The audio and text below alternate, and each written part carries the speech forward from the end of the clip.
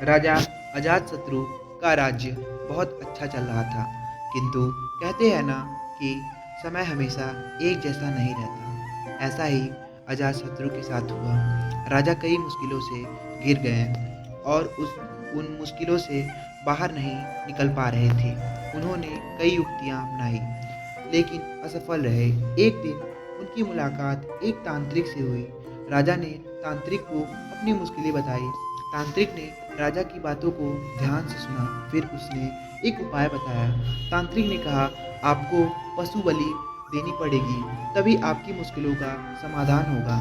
पहले तो राजा काफ़ी सोच विचार में पड़ गया, लेकिन उन्हें जब कोई भी रास्ता न दिखा तो उन्होंने तांत्रिक की बात मान ली।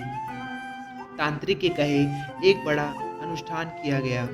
पशुओं को मैदान में बलि देने के लिए बांध दिया गया। संयोगवश उस समय महात्मा बुद्ध राजा के नगर में पहुंचे। वे उसी स्थान से गुजर रहे थे जहां पर राजा ने अनुष्ठान कराया था।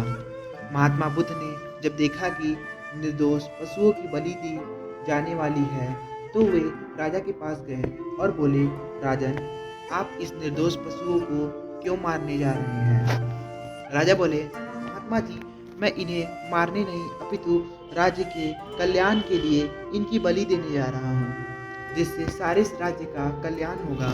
महात्मा बुद्ध बोले, क्या किसी निर्दोष जीव की बलि देने से किसी का भला भी हो सकता है? थोड़ा सा रुककर महात्मा बुद्ध ने जमीन से एक तिनका उठाया और राजा को देते हुए बोले, इसे तोड़कर दिखाएं। राजा ने तिनके को 2 टुकड़े कर दिए। बुद्ध बोले, इसे अब पुनः जोड़ दें। राजा बोले, महात्मा जी, आप कैसी बातें कर रहे हैं? इसे अब तो कोई भी नहीं जोड़ सकता है।